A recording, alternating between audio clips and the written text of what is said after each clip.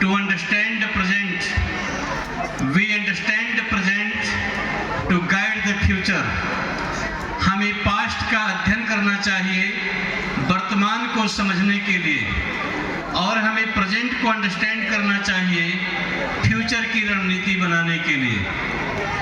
प्यारे साथियों, इस भारतवर्ष के जो हम नागरिक हैं, इसे मिटाने के लिए, इसे बर्बाद करने के लिए दुनिया के लोगों ने 13 टाइम अटैक आक्रमण किया। जहां तक मेरी समझ और ज्ञान है, विश्व की 7 सिविलाइजेशन, 7 सभ्यताएं समाप्त हो गई। आप देखिए 621 एडी में अरब ने इजिप्ट पर अटैक किया और 642 एडी को अरब के खलीफा हजरत उमर ने इजिप्ट को कैप्चर किया और 21 इयर्स के अंदर, सिर्फ 21 वर्ष के अंदर इजिप्शियन सिविलाइजेशन पेरिस समाप्त हो गई। 635 एडी में अरब ने ईरान पर अटैक किया और 650 एडी में ईरान के ऊपर अरब के खलीफा सुलेमान ने कैप्चर किया और 15 इयर्स के अंदर, 15 वर्ष के अंदर पर्शियन सिविलाइजेशन पेरिस समाप्त हो गई। 635 एडी में अरब ने इराक पर अटैक किया और 652 एडी को अरब के खलीफा सुलेमान ने इराक को कैप्चर किया। 17 इयर्स के अंदर बेबीलियन सिविलाइजेशन समाप्त हो गई। जिस सिविलाइजेशन ने अलेक्जेंडर द ग्रेट सिकंदर को पैदा किया था, जिसने सारी दुनिया को जीतने का ख्वाब देखा था, वह ग्रीक सिविलाइजेशन 28 इयर्स में दुनिया से नामो निशान उसका मिट गया। 329 एडी में रोम के किंग कॉन्स्टेंटाइन यरूशलेम आते हैं और अपने मदर के साथ ईसाईयत की दीक्षा लेते हैं। अगले 50 वर्षों के अंदर रोमन सिविलाइजेशन दुनिया से समाप्त हो जाती है। जिस चंगेज खान ने चाइना से लेकर के चेक रिपब्लिक तक अपना एम्पायर एस्टेब्लिश किया, पूरा रशिया उसके अंदर था, वह मंगोलियन सिविलाइजेशन 85 इयर्स में समाप्त हो गई। लेकिन 513 इयर्स से ये सिविलाइजेशन कूच बिहार की दुनिया में मौजूद है, तो किसी की दया से नहीं, किसी की कृपा से नहीं, अपनी ताकत, अपनी पराक्रम से मौजूद है। इस भारत देश को मिटाने के लिए दुनिया में 13 टाइम आक्रमण किया गया। पहला आक्रमण इस देश पर 460 बीसी में पर्शियन लोगों ने किया, लेकिन वो कामयाब नहीं हुए। इस देश पर दूसरा अटैक 4 जून 327 बीसी को अलेक्जेंडर द ग्रेट ने अटैक किया, सिकंदर ने, लेकिन चंद्रगुप्त चाणक्य की जोड़ी ने उसे यहां जमने नहीं दिया। सिकंदर का आक्रमण फेल हो गया। तीसरा अटैक इस देश पर 100 बीसी में यूची ने किया, लेकिन वो किंग ऑफ यूची समाप्त हो गए। यूची सिविलाइजेशन मिट गई। हम दुनिया में आज भी मौजूद हैं। इस देश को तबाह करने के लिए चौथा आक्रमण, 4th अटैक 79 एडी को शक लोगों ने किया, लेकिन शक सिविलाइजेशन दुनिया से समाप्त हो गई। हम आज भी मौजूद हैं। इस देश को तबाह करने के लिए पांचवा आक्रमण 535 एडी में हूड लोगों ने किया, लेकिन हूड भी दुनिया से मिट गए, वो सिविलाइजेशन मिट गई। हम आज भी मौजूद हैं। इस देश को बर्बाद करने के लिए छठवां आक्रमण 650 एडी में अरब ने किया, लेकिन वो कामयाब नहीं हुए। 650 एडी तक भारत का ज्योग्राफिकल स्टेटस कैलाश से लेकर कोलंबो और अराकान से लेकर खुरासान हुआ करता था। आज जो आपके बाजू में मणिपुर के आगे म्यांमार है, म्यांमार की जो सबसे ऊंची पहाड़ी अराकान है, और ईरान की जो सबसे ऊंची पहाड़ी खुरासान है, अरास्कान से लेकर खुरासान तक और कैलाश से लेकर कोलंबो श्रीलंका तक, ये भारत का ज्योग्राफिकल स्टेटस हुआ करता था। लेकिन 7वें आक्रमण से हमारी डिफीट हुई। 20 जून 712 को मोहम्मद बिन कासिम ने इंडिया पर अटैक किया, सिंध पर। वो बहुत बहादुर था इसलिए नहीं, बहुत उसके साथ आर्मी थी इसलिए नहीं, लेकिन भारत के लोगों ने भारत का साथ नहीं दिया, इसलिए इंडिया की डिफीट हुई। 8वां आक्रमण 1026 AD को महमूद गजनवी ने किया।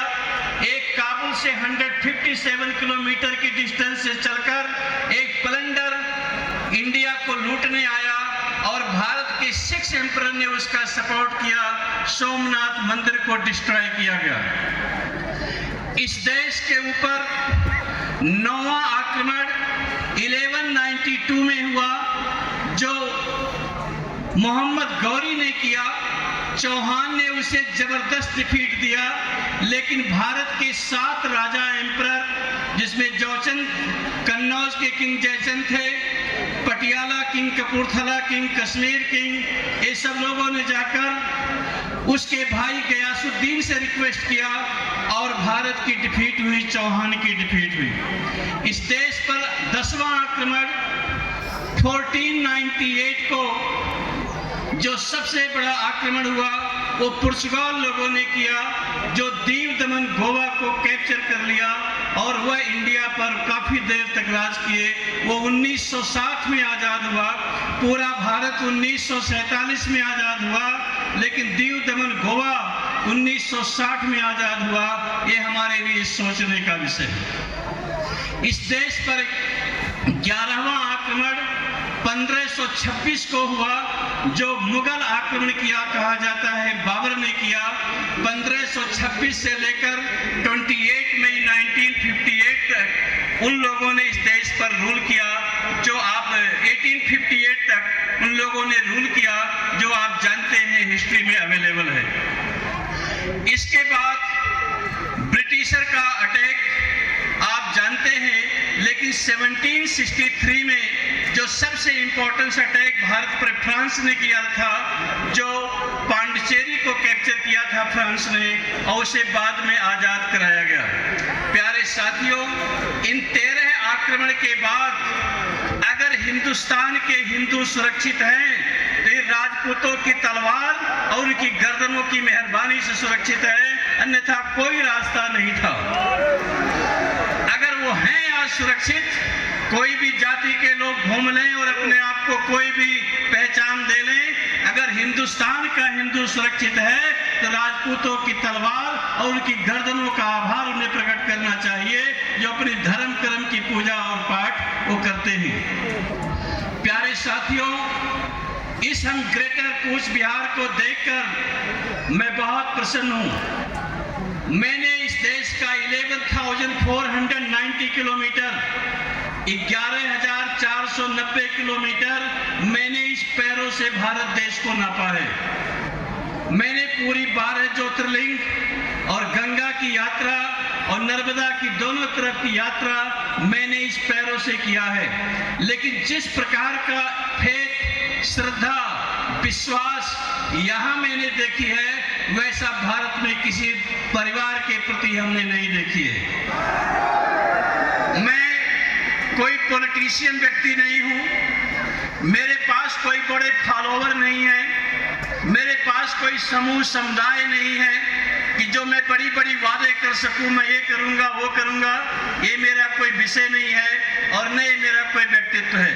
लेकिन हाँ, मैं प्रधानमंत्री को जानता हूँ, होम मिनिस्टर को जानता हूँ। मैं एक रिपोर्ट इसके लिए बनाऊंगा और मैं प्रधानमंत्री, होम मिनिस्टर को इसकी रिपोर्ट, मैं यहाँ कुछ दिन आके रहना चाहूँगा, स्टडी करूँगा और स्टडी करके यहाँ का डेमोग्राफिकल सिचुएशन को समझने का प्रयास करूँगा और एक रिपोर्ट में गवर्नमेंट ऑफ इंडिया को देने का प्रयास करूँगा। आई होप उस पर जरूर थिंकिंग करेंगे, ऐसा मुझे विश्वास है।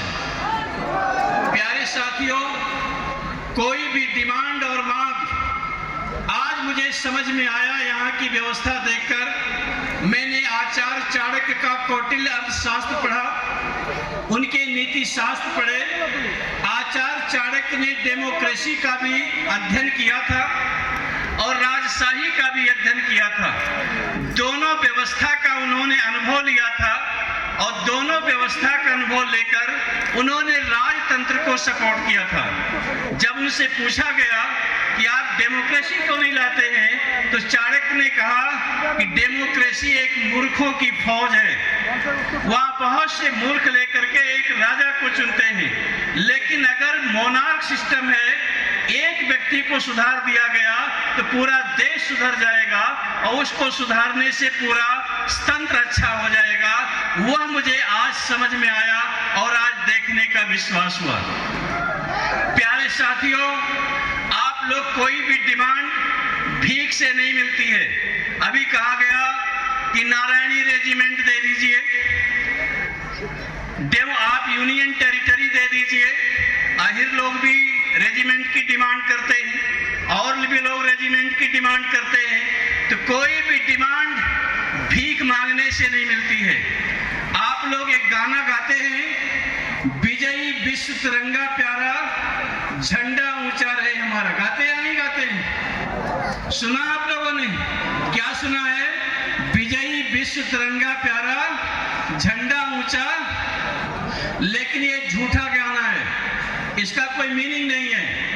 विजयी विश्व तिरंगा प्यारा, डंडा ऊंचा रहे हमारा, उस डंडे पर झंडा प्यारा। जब डंडा ऊंचा रहता है तो झंडा अपने आप ऊंचा रहता है, और जब डंडा नहीं ऊंचा रहता है तो झंडे को कोई पतंग से काट ले जाता है। जब आपका डंडा ऊंचा था तो आपकी सीमाएं काबुल कंधार हुआ करती थी।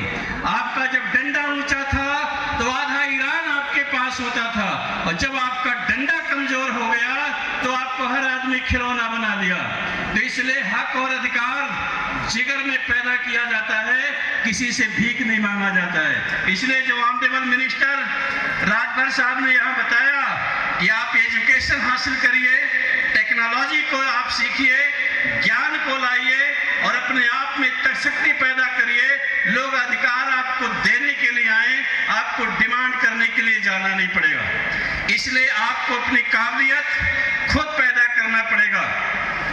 आपको भारत देश, भारत सरकार को आभार मानना चाहिए कि आप इस देश के बॉर्डर के प्रहरी हैं, आप इस देश की सीमा के सुरक्षेदार हैं। इसलिए आपका जितना रिस्पेक्ट किया जाए, जितना आपको ग्रांट दिया जाए, वो भारत सरकार आप पर एहसान नहीं करेगी, वो अपना कर्तव्य का पालन करेगी। आज जो बांग्लादेश की स्थिति है, आज जियो पॉलिटिकल कंपटीशन आप देख सकते हैं। मैंने प्रेसिडेंट बिल क्लिंटन की बायोग्राफी पढ़ी थी। सर मैं 5-7 मिनट और ले सकता हूँ, ज्यादा तो नहीं हो रहा? मैंने प्रेसिडेंट बिल क्लिंटन की बायोग्राफी पढ़ी थी।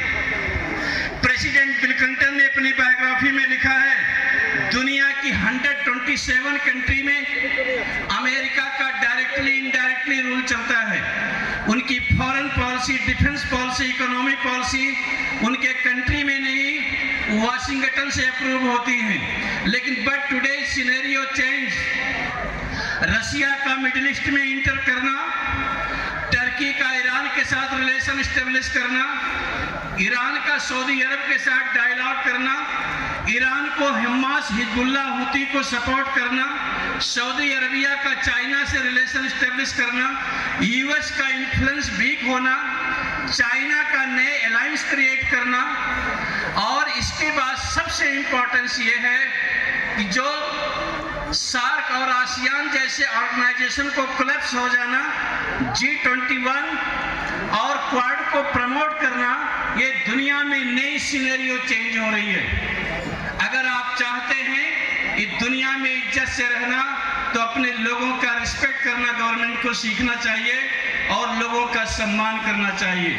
इसलिए प्यारे साथियों, हक और अधिकार, मैंने दुनिया की जो हिस्ट्री पढ़ी है, मैंने रशियन रिवॉल्यूशन को देखा है, पढ़ा है, मैंने जर्मन रिवॉल्यूशन को पढ़ा और समझा है, मैंने चाइनीज रिवॉल्यूशन को पढ़ा और समझा है, और मैंने दुनिया की 92 कंट्री में जाकर के खुद समझने का प्रयास किया है। जो मेरा अध्ययन है, विचार है, रिसर्च है वो ये है कि आप खुद शक्तिशाली बनो और शक्ति के आगे दुनिया सलाम करती है। कमजोर दुनिया शक्तिशाली व्यक्ति के लिए नियम कानून नहीं होते हैं, नियम कानून गरीब और कमजोर के लिए बनते हैं। इसलिए आप नॉलेज, अपनी यूनियन और यूनिटी को बनाएं और आप दुनिया में जरूर अचीव करेंगे।